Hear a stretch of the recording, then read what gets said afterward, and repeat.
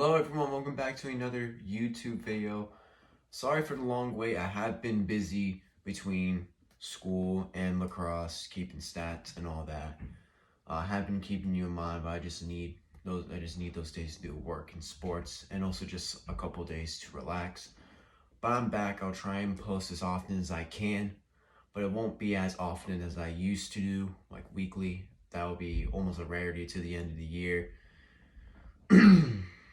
And then I'll try and post more often during the summer. But either way, we're here. We got another video coming your way. We're going to be talking about 3 more NFL free agency signings, which I think are key to their respective teams. We're also going to be talking about the NBA playoffs and my predictions for that. Just the first round, not the whole thing. And then the NFL draft, as that is coming up pretty soon. I'll be talking about predictions about that and where each prospect could go, and then be it. So without further ado, let's get right on going to some NFL free agency signings. All right, first NFL signing, well actually it's not really a signing, it's a trade, is the Tyreek Hill trade, where he got traded from the Kansas City Chiefs to the Miami Dolphins. So Kansas City in return got a boatload of draft picks, and then Tyreek Hill. Miami made him I think he's the highest paid receiver in the NFL right now, and obviously in NFL history. But how does this impact the Dolphins? Well, it obviously makes their offense a lot scarier and a lot faster, especially being paired up with Jaylen Waddle. Last year, obviously a lot of people were saying that Jaylen Waddle is the next Tyreek Hill with his speed, his route running ability. He was looking pretty good for that. But now, with Tyreek Hill and Jaylen Waddle in Miami, that's going to be a hard duo to stop. The only person who I think can stop this duo is their quarterback, Tua. Because Tua, I don't think, he's not really a good deep deep ball thrower. Not very good there. And really, he's just an okay quarterback.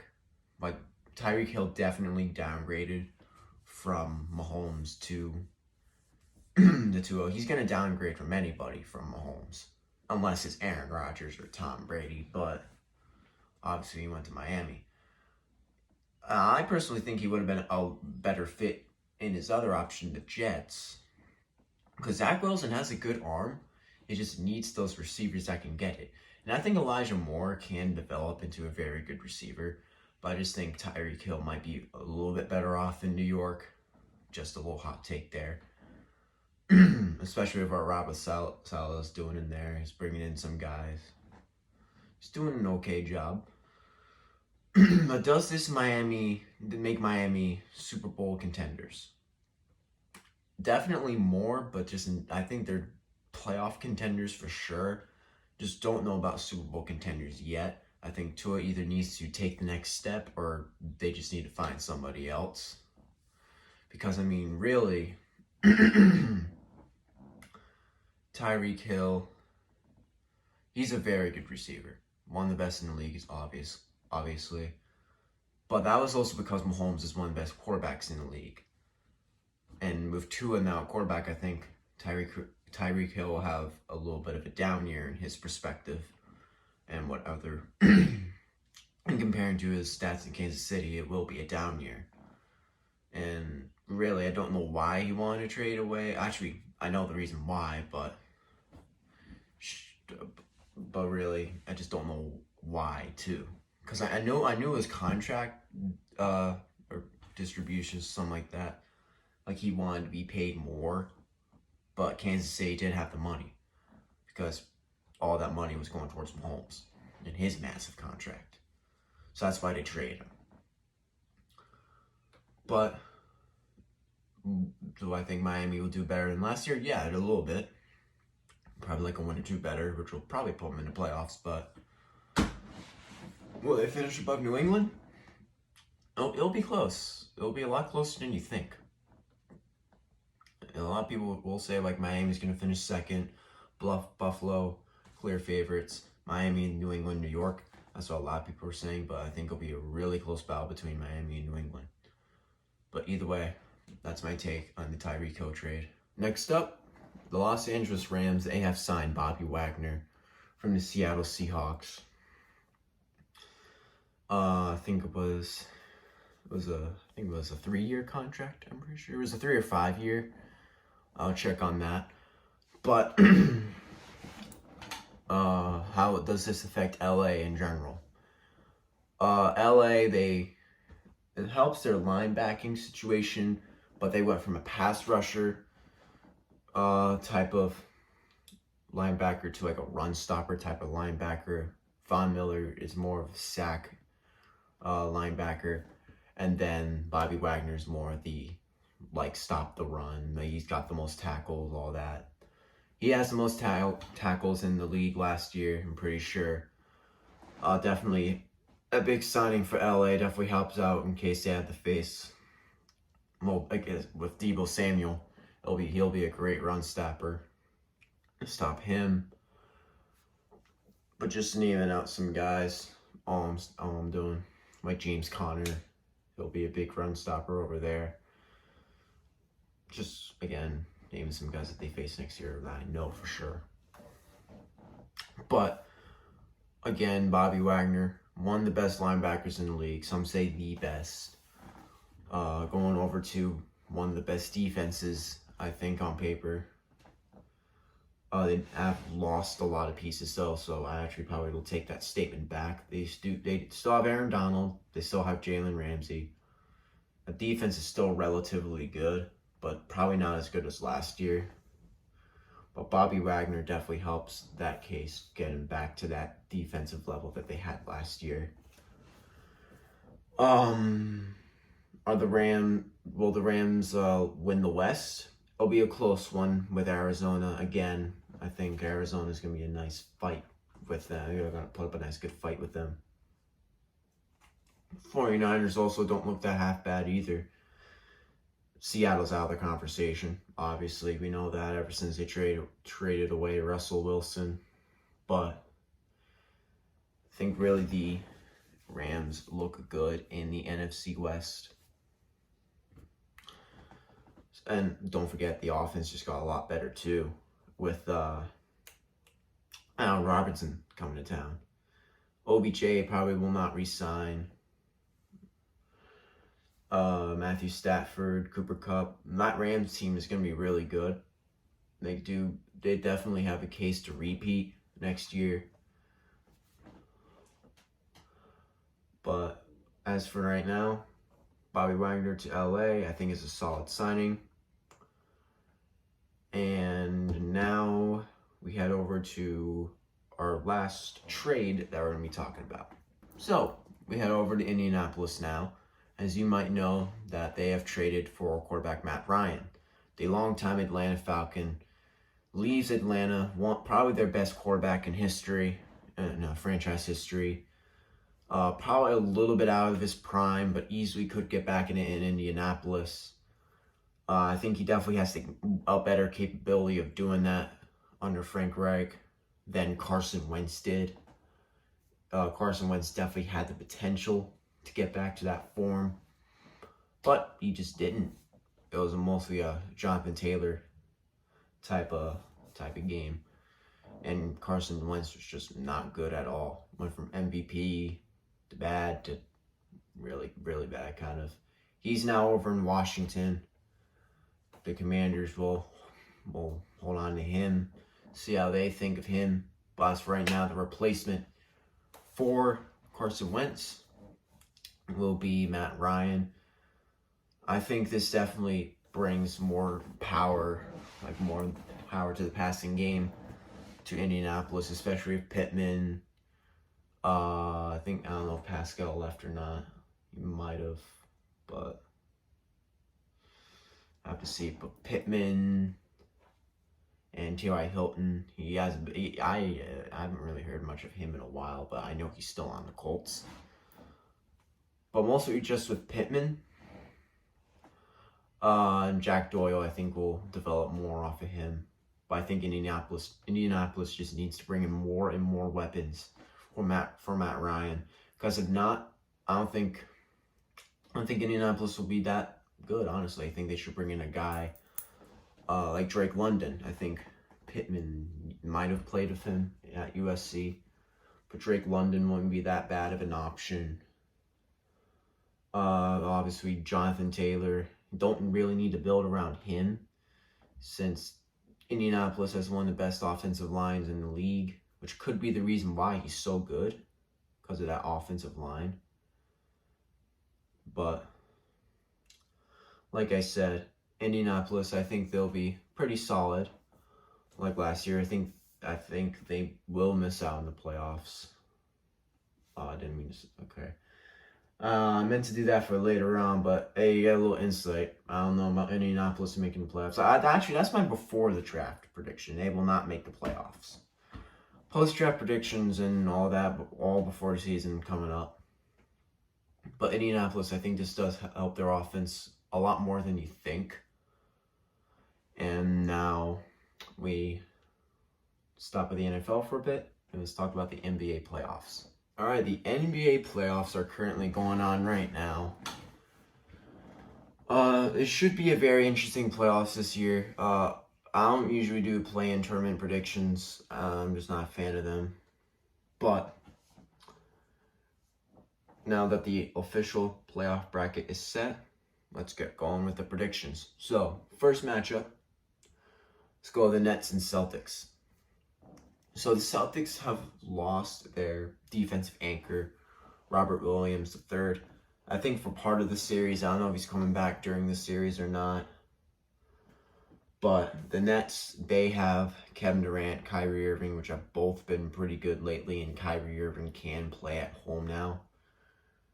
And Ben Simmons could play in this series too. So really, this could be a really tough matchup for the two-seeded Celtics. A lot of people do have the Nets upsetting the Celtics. But really, I think the Celtics have better chemistry. They have a really good defense. They have a very sneaky defense, especially with Williams, Smart, all those guys. When Williams comes back, obviously. But I think right now, I think the Celtics will win this series in 6 games. We'll start off 1-0 Celtics, 2-0 Celtics. Then Brooklyn evens up the series, and then the Celtics win the next 2. So that's what I think that series will be like. Jason Tatum, I think, will have a very good series. Kevin Durant will too, but the Celtics will move on, and they'll face the winner of the Bulls-Bucks series. All right, next up, it is the Toronto Raptors and the Philadelphia 76ers. Let me scroll up really quick. But yes, Raptors and 76ers. This one should be a lot better than you think. The Raptors are actually a really sneaky good team and definitely do have the chance to upset Philadelphia. But Scotty Barnes does have an ankle injury right now. He did get carted off in the 4th quarter of Game 1, which Philadelphia did win, by the way. Did win. Or win 1. Yeah, they won. It should be 1. Yeah, Philadelphia won that. So they're up 1-0.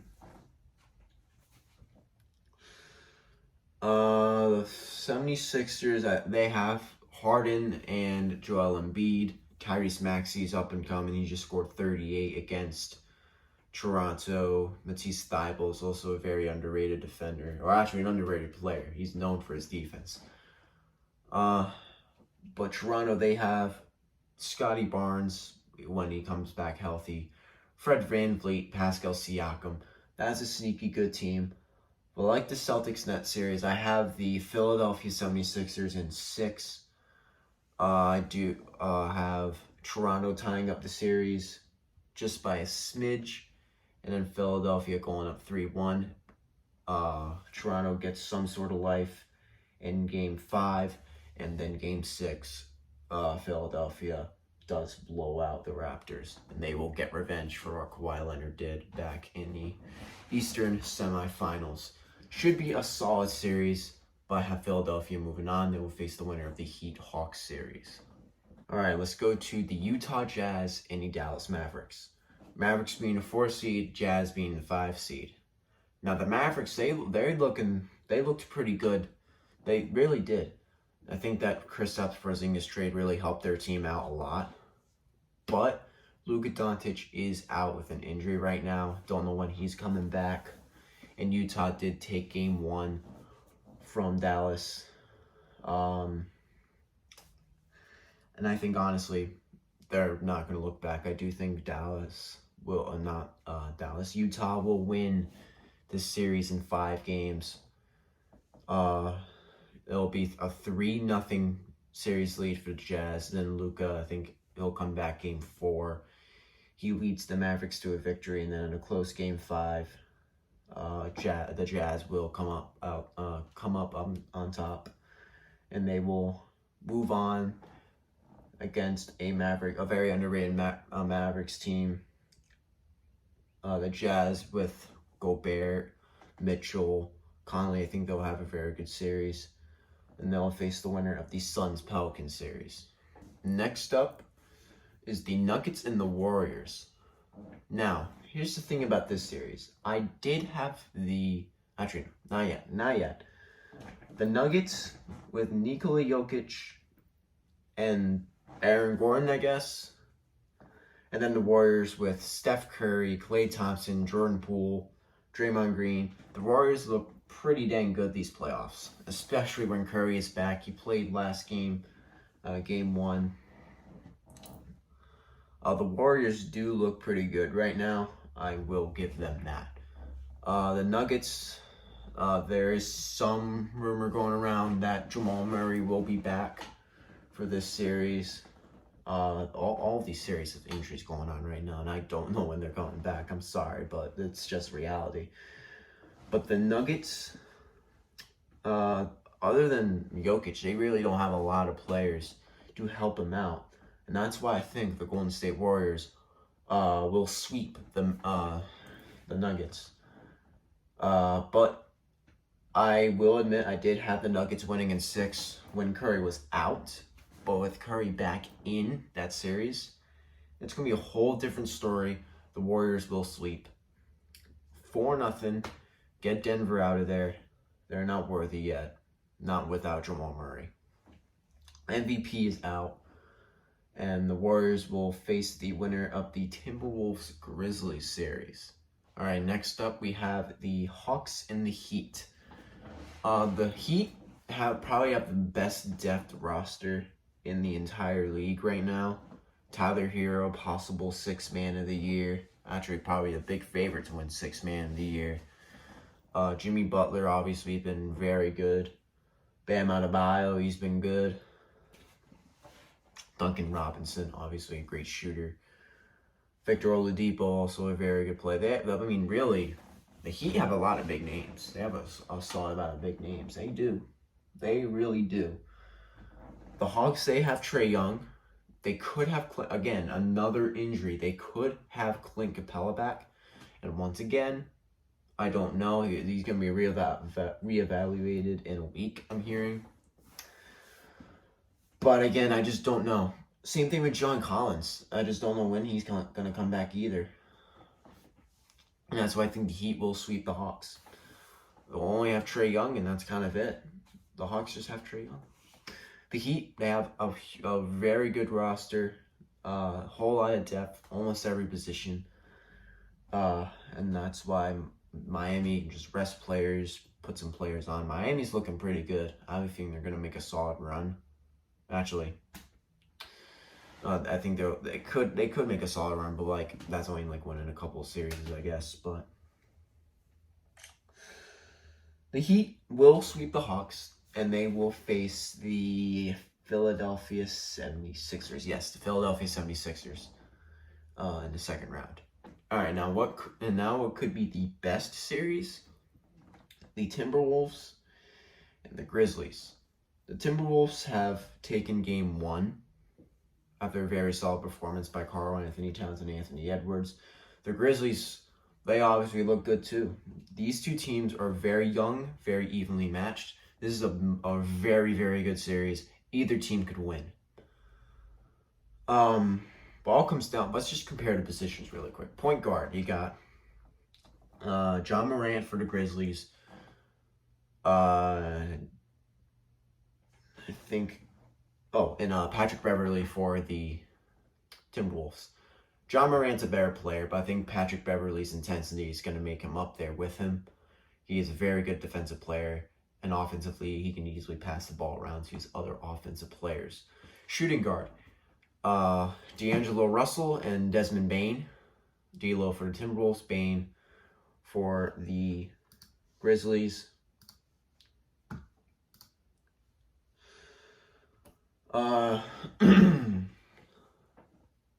D'Lo's a very good shooter. So is Desmond Bane. These two are going to battle all series. I like thinking like Bane just a little bit more, but again, these two I think are very evenly matched players. I mean, these guys, all those guys are just so good. They really are.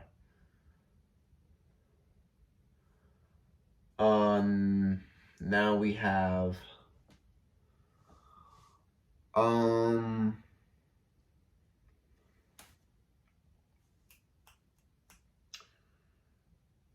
we got Anthony Edwards for the Timberwolves for small forward, and I'm guessing Dillon Brooks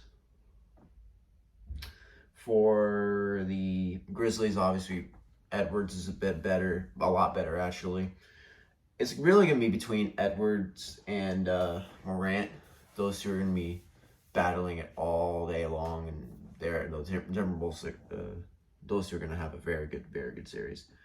Power forward, we got Jaren Jackson Jr. for the Grizzlies, and who's the power forward for the Timberwolves? I have to take a look at that really quick. I might be really stupid when I find out, but I just have to check really quick. It's definitely not Karl-Anthony Towns. I'll give you that right now. Taurean Prince, Vanderbilt. I've never heard of this guy in my life. Yeah, I really can't find the starting power forward, but Jaren Jackson Jr., one of the best defensive players in the league. I think he has the most blocks in the league. But it should be a good series. I do think that the Timberwolves will make an upset. Oh, on the center, Steven Adams, Karl-Anthony Towns. Karl-Anthony Towns is better shooter. I think it should be a good duel between them. But I do think Minnesota will win in 7 games. It will be a nice upset. They will face the Golden State Warriors in the conference semifinals. It should be that series, the conference semifinals, that should be another good one. But the Timberwolves, I think they're going to be a really sneaky team and they could have the chance to win the championship. But either way, let's move on to our next NBA playoff matchup. And our next NBA playoff matchup is the Pelicans and the Suns. So the Suns, best team in the league, the best record in the league. They got Devin Booker, Chris Paul. They got DeAndre Ayton, Cameron Payne, pretty sure his name is. I keep forgetting for some reason. No, Mikal Bridges. Oh, but Cameron Payne is on that team too, but I was talking about Mikal Bridges. Jay Crowder, JaVale McGee. Really deep. This bench right here is probably almost just as good as Miami's. Their starting lineup is also very good with Devin Booker and Chris Paul. My favorite point guard. But I do think the Pelicans are a pretty well-oiled team, and I think they could most certainly make some noise against the Suns, but I do think the Suns will win in 6 games. I do think the Pelicans will make a shocker in game 1. They're going to win game 1. And then the Suns will go up 2-1. Pels even up the series, and then the Suns take the next 2. That's what I think will happen in this series. Devin Booker will have a surprisingly okay series, but not who everyone was expecting. I do think Mikal Bridges will have a good series. I think he'll be the leader for the Suns this series. Jose Alvaro, obviously, you know his tactic. Very good tactic, but I think teams are starting to figure him out a bit. So it should be, I think this will be a much better series than a lot of people think. Now we go on to our last playoff matchup of the first round. And now we head over to the Bulls-Bucks series. The Chicago Bulls aren't dealing with a lot of injuries. They're dealing with Lonzo Ball. They're dealing with, I think they were dealing with like Levine or DeRozan. But I know they're dealing with Lonzo Ball. Lonzo Ball and his injury, that's going to hurt him. Caruso, he hasn't been back in a while. Now you have to face Giannis, Chris Middleton, Drew Holiday, Brook Lopez. All those guys in Milwaukee. It's not going to be a pretty series, but I do think it won't. I don't think it'll be a sweep though. It will not be a sweep. I think it'll be a 5-game series won by the Bucks. Bulls will win game 4 or 3, one at home. But Bucks will win. The Bucks are, honestly, they could repeat. They really could. They definitely have the chance to. I don't have them winning, though, the whole thing. I have them facing the Celtics in the second round. The Celtics will win 7 games. Then the Celtics will go on to the finals, and then they will win the finals. I do have my Boston Celtics winning the NBA championship. But I'm not saying that because I'm a Boston fan. I'm saying that because I really do think this could be their year. They're looking really good for chemistry-wise. Once Robert Williams comes back, might be game over, honestly. Ime Udoka is doing a really good job. He could definitely win Coach of the Year. But I do think I think Billy Donovan could win Coach of the Year, especially with leading Chicago to the playoffs for the first time since 2016, I'm pretty sure. But I do think either Udoka will win it, Billy Donovan will win it. Who was Phoenix's coach? What was his name again? I'm sorry. It's at the tip of my tongue, but I just forgot. I'm sorry. Minnesota's coach could win it. Memphis's coach could win it. I think Memphis's coach could win it. How good they've been. I just forgot their head coach's name. But Ime Udoka, either way, he's done a very good job. But again, I do have Milwaukee moving on to face the Celtics. And with that, let's go on to my NFL draft predictions. Now for the NFL draft. The NFL draft is coming up April 28th through April 30th.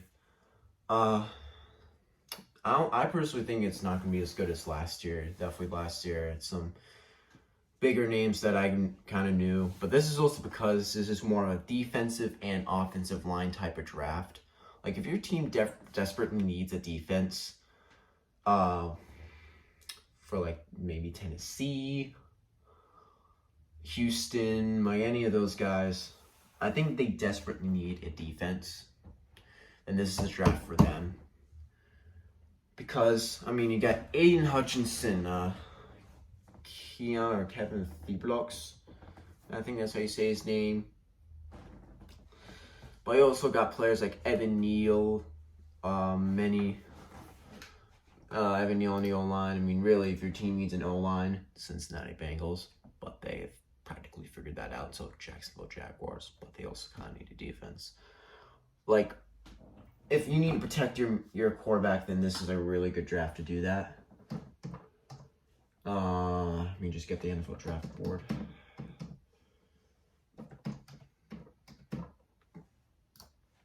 Just really quick.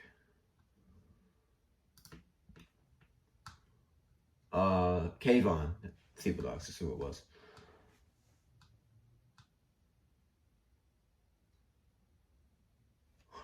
Oh, sorry, I thought I was going to sneeze for a second. But this is a very defensive-heavy draft, to say the least. So it should be a good matchup. So I'm using this mock draft from CBS right here, and the mock draft is by Jared Dublin. So I'm just going to use that and see if I agree with him or not. So round 1, pick 1, Aiden Hutchinson. I agree with that. I think Aiden Hutchinson will go first overall to the Jaguars. I do think the Jaguars need to build on their defense and then focus on the O-line a little bit later. Lawrence has gotten some more weapons on his side. Mr. Overpay, Christian Kirk, right there. I think he'll have a solid year with, again, like I said in my free agency video, he'll have a solid year with the Jaguars, but nothing really other than that. Next up, pick 2, Kayvon Thibodeaux. Some say he could go first overall. I think he'll go. I do think he'll go second overall. Detroit got their offensive lineman in the future with Penei Sewell last year. And really, I really do like Detroit move into the defensive side of things with Thibodeaux. Definitely helps out their D-line. Also helps out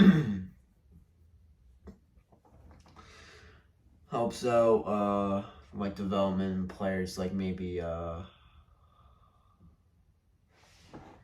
who was that cornerback from Ohio State? Him. Honestly, I think it's a very good pick for Detroit. And now for Houston, I'm sorry if I get this wrong, but Ekwonu, he is he's from NC State, a offensive lineman from NC State. This isn't too bad. If Laramie Tunsil think he might leave Houston, this honestly isn't a bad replacement pick. Especially this not being a wide receiver heavy draft. It honestly isn't a bad idea to use this pick on a offensive lineman. But I do think that secondary needs a little bit of help, and I do think I'd rather see Sauce Gardner. I'd rather see him going to Houston than them picking up Ikem Ekwonu. I'm cool with this pick. I like it a lot, but I just like Sauce Gardner better. So if they pick up him, one offensive lineman at pick 3, I'm cool with it. But I just think they're better with shifting to a defensive side for now, and then focus on the offensive line later next year.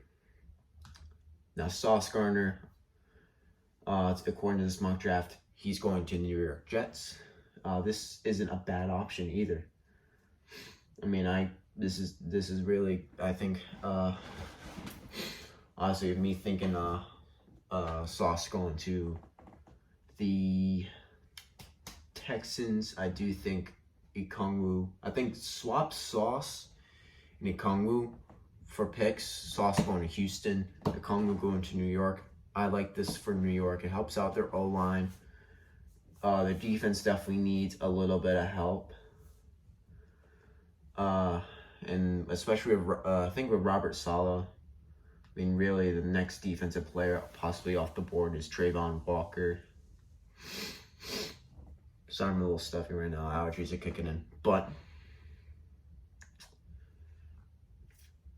with Sauce Gardner gone, it will be a big blow to the Jets since he could be the best defensive player in the draft. And what Robert Saleh needs in defense, it's a big blow to them. But they will just have to focus on the offensive side, I think. But they easily could pick up Travon Walker from Georgia. But I don't think they'll do that. I think they'll protect Zach Wilson a little bit more, especially with the weapons that he's getting. I think that could be a very solid idea. Evan Neal, O-line to the Giants. It says here New York needs a right tackle to play across from Andrew Thomas. And especially with Evan Neal himself saying that he can play at like literally anywhere in the line except for center.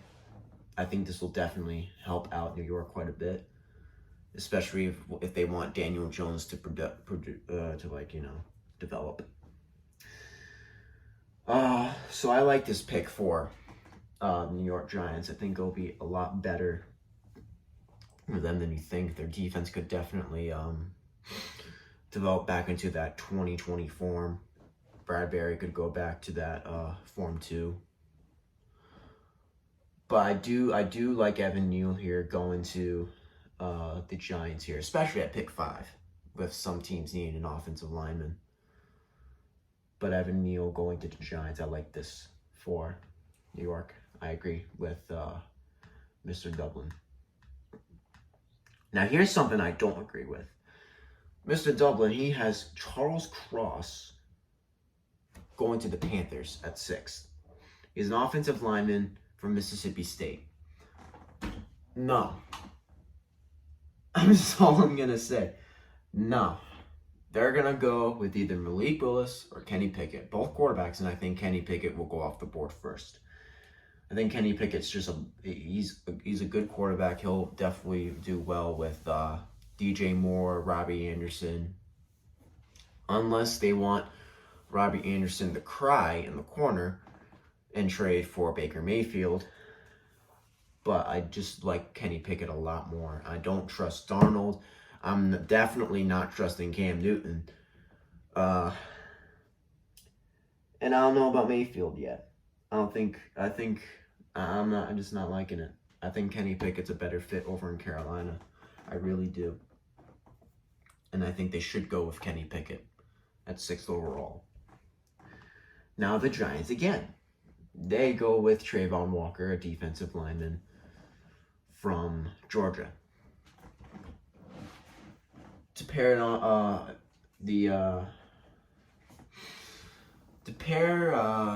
Georgia teammate, Andrew Thomas, with Trayvon Walker, another Georgia teammate, not that bad of an option. I'm just reading this here. I think Trayvon Walker, you'll definitely help out that Giants defense. Looking at it now, I think this is actually a pretty good pick. It'll definitely bump up their defense, definitely upgrade it. Trayvon Walker, I really like this pick for the Giants. Sorry it's just taking forever, by the way. I'll try to do my best. But I'm just going to go with the top 10, and I'm going to go with some key picks here. Garrett Wilson, wide receiver to the Falcons. Great pickup here. I like this. Coming from Ohio State, the Falcons need a wide receiver ever since Calvin Ridley got suspended for the entirety of 2021. I like this. This should be the pick. They shouldn't go for a quarterback. Just try out Marcus Mariota. He could be really good. You never really know. Could go back to that Oregon form.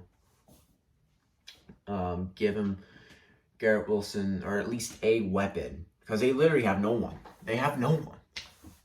All the wide receivers, they're doing me like third string wide receivers anywhere else. So I like this pick. And then now from the Denver Broncos, Jermaine Johnson to the Seahawks, an edge.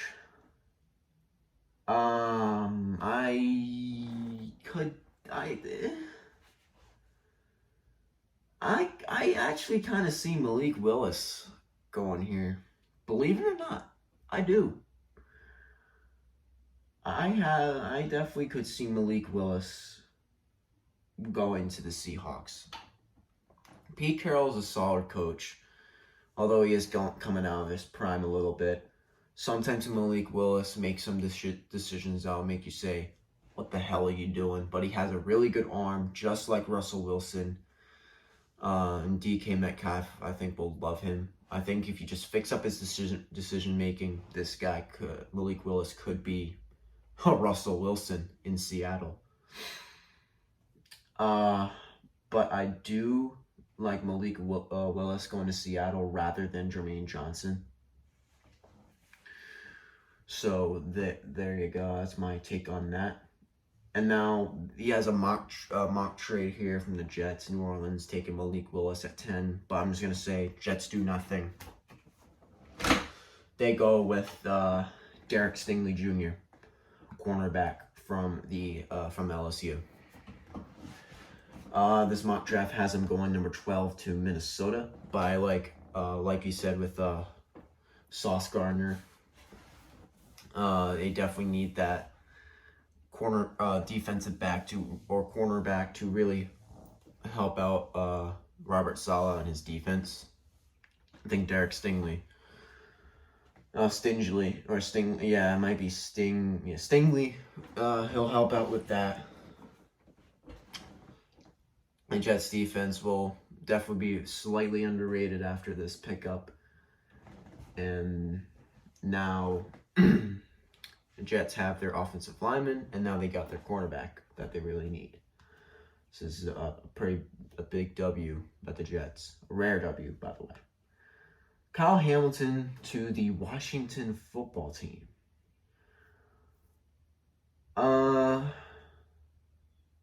Interesting that they're going with a safety. I mean, they could go Chris Olave. They could. Oh, this is outside the top 10. I just realized. I'll talk about this and then I'll go to key picks. But this honestly isn't bad. I could definitely see Washington doing this. That's all I'm gonna say. Okay. Chris Olave. Let's talk about him. A lot of people are saying that Chris Olave is gonna go to. They could go to the Eagles, and then that will make the Eagles the first team since the Lions to draft a wide receiver with their first round pick 3 years in a row. Could I definitely see the Eagles doing that? No. I don't see the Eagles doing that. I think they will have some. I think their track star that they picked up could definitely develop into a good football player. Just something there. But Olave, I don't see him going to the Eagles. Instead, I do actually see him going to the Saints with their 16th overall pick. I could definitely see him going there.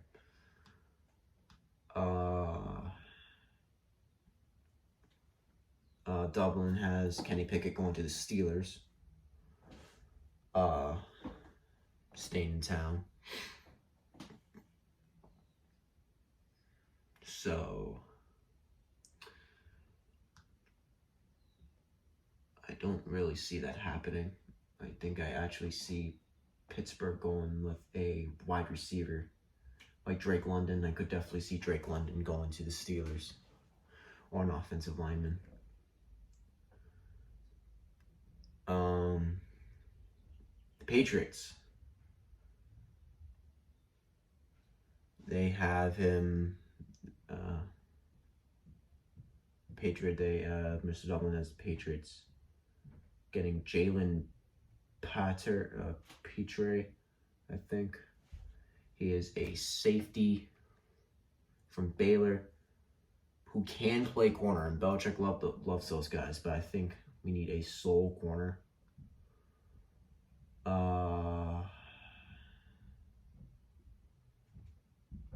But really, what's going on and everything, cornerbacks will be out. Maybe we try and get like Trent McDuffie from Washington. But I definitely see this pick happening. Jalen Petre. Green Bay, Jordan Pickens, a wide receiver from Georgia. I definitely see this happening. I do. I really do. Drake London to Buffalo. That's interesting. I don't see this happening. I'm sorry, I just don't. Desmond Ridder to the Detroit Lions. I would put one more year in Jared Goff. He wasn't too bad in Detroit. It's just that Detroit kind of didn't have a lot of people on their roster. So I think you kind of build around him and get a wide receiver like maybe Treylon Burks. But I like Ritter instead going to the Buccaneers. I think he'll be. Actually, no. No, like I said, Kyle Trask will be a great replacement for Tom Brady. Daxton Hill to from Michigan to Tampa Bay. I like that though. That's who he has in here. And then David Ojabo to the Chiefs at pick 30 with the Achilles tear. A little bit surprised by that, but I like it.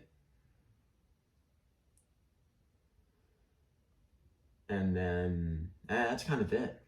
So far, these picks aren't too bad. I have my fair share of agrees and disagrees.